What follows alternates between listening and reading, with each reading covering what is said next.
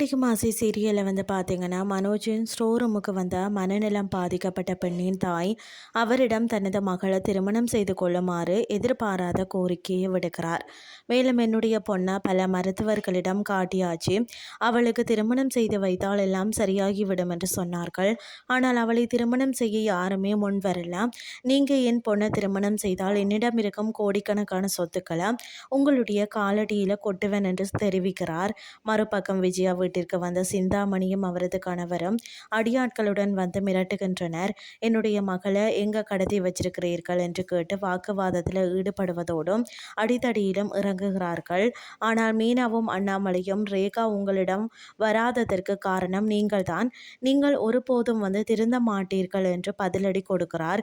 இதனால் ஏற்பட்ட பரபரப்பா அக்கம் பக்கத்தினர் சமாதானப்படுத்துகின்றனர். இதனால் இங்கே பேசி எதுவுமே நடக்கப் போவதில்லை, இவர்களை வேறு விதமாக டீல் பண்ணுவோம் என்று கூறிட்டு சிந்தாமணி அங்கிருந்து கிளம்புகிறார். இறுதியாக அண்ணாமலை சிந்தாமணி திருந்த மாட்டார், ஆனால் ரேகாவின் திருமண ஏற்பாடுகளை விரைவாக செய்து முடி என்று முத்துவிடம் சொல்கிறார். இதுதான் இன்றைய நாளுக்கான எபிசோட்.